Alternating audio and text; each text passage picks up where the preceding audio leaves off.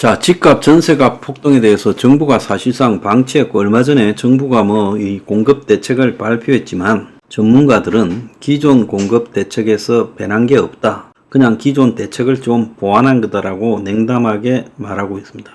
지금 공급 부족 문제에서 과연 진짜 집이 모자라서 공급 부족이 아니라 옛날에 이 빌라, 다세대에 살던 사람들이 전부 아파트로 쏠려오면서 지금 발생하는 문제예요.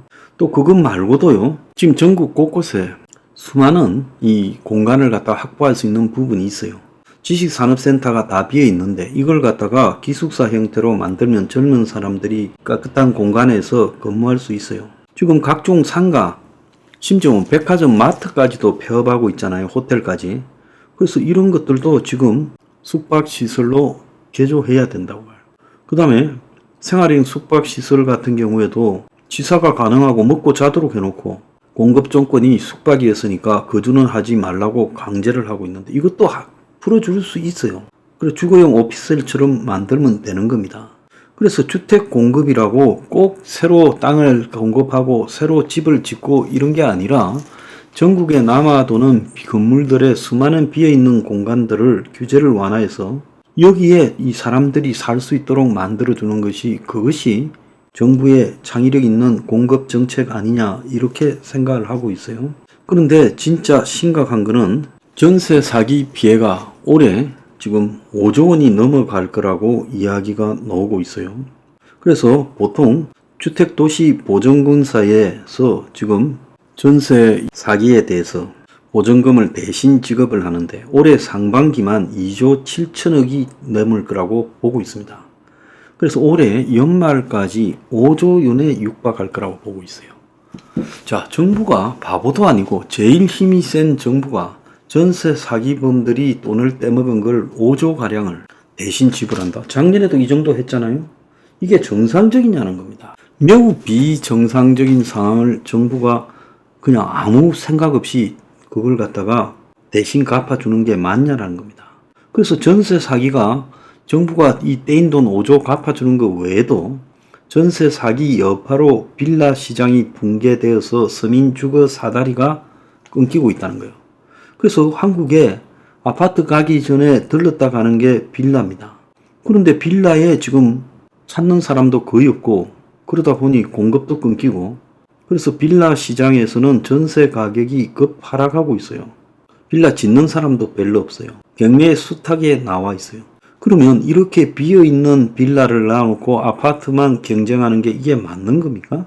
자, 그러면 정부가 이 빌라 사기에 대해서 빌라 전세 부분은 주택도시보증공사 허가를 통해서 검증된 전세건을 갖다가 전세 허용건을 갖다가 발급해야 전세를 주도록 하게 되면 될 거 아닙니까? 그래서 정부가 빌라마다 다 전세 줄 수 있는 상황인지 아닌지 정부는 그게 검증 가능할 거 아니에요. 그래서 빌라 주인들의 대출 상황까지 전부 확보해서 이것이 안전한 빌라냐. 그래서 정부가 허용한 전세 허용권을 갖다가 딱 도장을 찍은 빌라만 전세를 허용하게 되면 정부가 돈 떼일 염려도 없고 빌라 사기 당할 염려도 없고 그리고 전세난을 예방하는 데 효과가 클 거 아니에요. 정부가 왜 그렇게 안 합니까? 나는 일부러 안 한다고 생각이 들어요.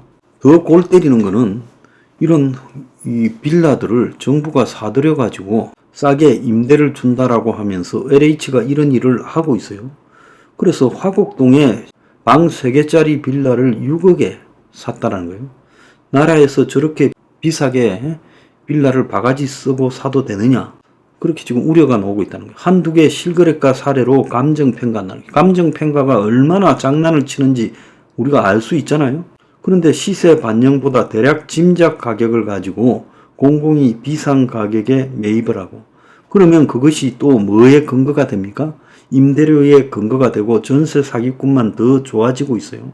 그래서 서울시 강서구 화곡동 5층짜리 한 빌라를요 2021년 11월에 SH와 이건 또 SH가 나섰네요. 매입 계약을 맺고 지어졌다는 거예요. 방 2개, 3개짜리 중형 평형 신축이지만은 까치산역에서 20분이나 떨어져 있는 아주 외진데죠. 자, 이것의 이 한 집당 가격이 4억에서 6억 3천이라는 거예요. 그래서 공인중개사가 지어놓고 안 팔려서 고민해서 좀 손해를 보더라도 공공에 팔아라 했는데 분양가보다 훨씬 비싼 가격에 팔아서 자, 정부가 저런 역과 먼 외진 빌라를 비싸게 사줘도 괜찮냐고 부동산 중개사가 걱정하더라는 거예요. 자, 정부가 수도권 주택 문제를 해결하기 위해 매입 임대주택을 대폭 확대하겠다. 나는 이거 없애야 된다고 봅니다. 정부가 원가 주택을 공급하는 쪽에 집중해야지 임대주택을 사가지고 싸게 임대. 그러면 정부가 몇 채를 살 수 있겠어요? 그래서 공공이 비싸게 바가지 쓰고 이런 매입 임대주택을 사고 그래서 임대료가 높아져서 들어오는 사람이 없는 이런 짓거리를 왜 해요? 여기서 성자는 이 빌라 지은 사람만 돈 버는 거 아니겠어요? 경실련이 화곡동에 있는 이 빌라, 신축 빌라 65건 중에 매입 임대주택이 아닌 건 2건에 불과했대요. 그러니까 2건 정도의 사례를 가지고 정부 매입 가격이 고평가되어서 최근에 빌라 수요가 얼어붙었는데 뻥튀기 된 가격으로 산다는 거 말이 안 돼요.